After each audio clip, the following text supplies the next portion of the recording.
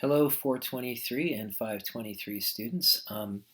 Hopefully, as you know today, we have a discussion board due on Red Badge of Courage. So make sure you go to Blackboard and you answer the question there and follow the directions that should be available right at the prompt. Um, at this point, I was not able to add 523 to the 423 discussion board. So if you're in 523, just respond to each other, all three of you. The rest of you will be responding, obviously, at the 423 board with the undergraduate students.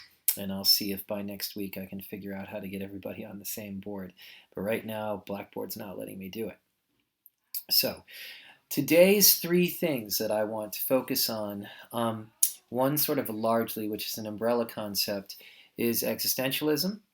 And I want to focus on the problem of radical freedom and existential panic.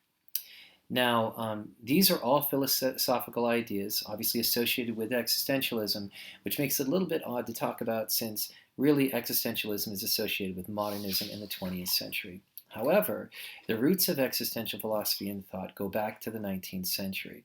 So they definitely were in the air and circulating. And during this period of naturalism and realism in American writing, there is this movement away and reaction against romantic philosophy, romantic ideologies that say that you can sort of figure out the world through an intuitive grasp of it. And so there is this sense now of a searching for another way. And I still think this connects a lot to the problem of the Civil War and how that really undermined sort of these old chivalric and heroic codes of behavior that people had lived by. They were reading a ton of Sir Walter Scott novels, which is, Ivanhoe and the basis for Robin Hood, and just led to a way of looking at the world that just didn't hold up after the Civil War, and made everybody question their ideals and their beliefs. And existentialism really sort of has this idea that even if there is a God, you don't know what that God really expects you to do in the world, and He's not giving you guidance unless you're one of the saints or you're a prophet. You're not getting a letter from God telling you, hey, this is what you should do, this is the right thing. And that throws your decision-making process sort of wide open and makes you really completely responsible for every thing that you do and every place that you go. The problem with this is, though, that we may have, so man in an existential philosophy is entirely free to do whatever he or she wants to do. Men being men and women. This is the 19th century we're talking about. But man is free to do whatever he wants to do. Um, and but there's no way to anticipate consequences. So if you were to think about this metaphorically, imagine yourself, you're driving down a highway and you're on a road and all of a sudden this heavy fog descends upon you.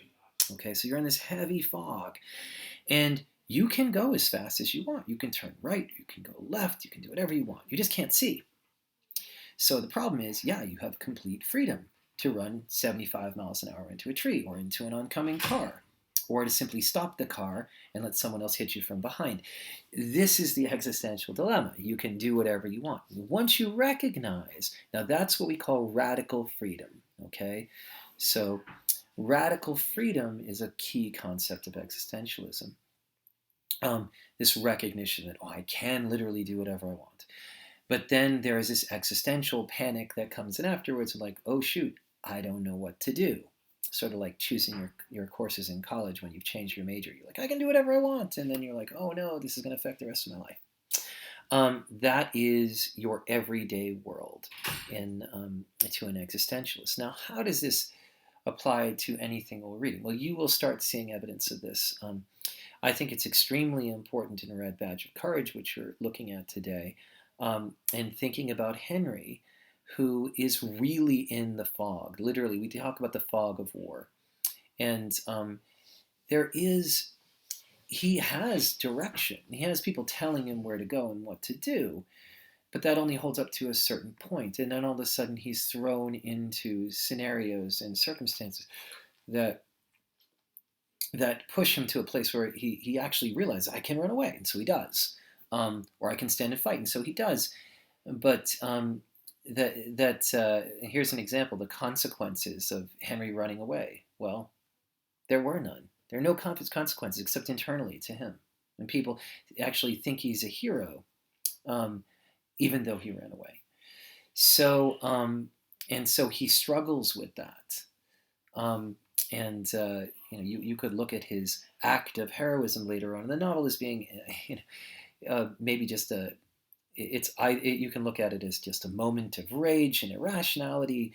You could look at it as him giving in to the pressure and peer pressure of those around him, the expectations that he would be a hero because they thought he was, even though he did not act heroically. But it really goes back to this idea that yes, we can do whatever we want, but we just don't, we can't anticipate those consequences.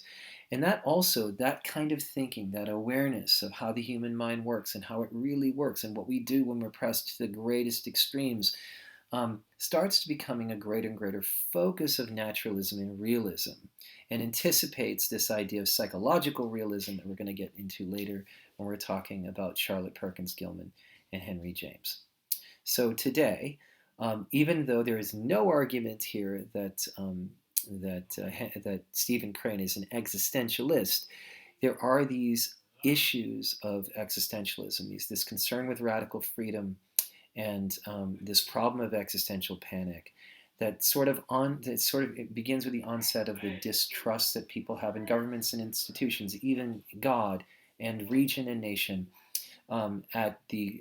basically as a consequence of the massive destruction of the Civil War.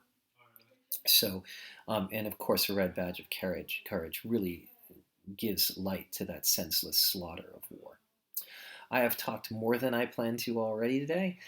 Please remember to post up at the discussion board. Do not forget to post on the discussion board. That's open till midnight tonight.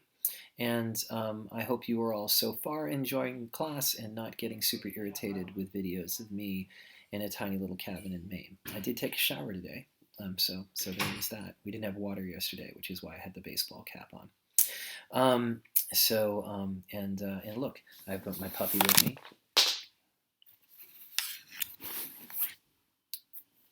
Lap of luxury.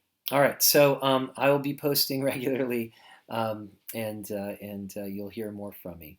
Until tomorrow, happy reading and happy responding, and I will be responding to your posts on discussion board later on today.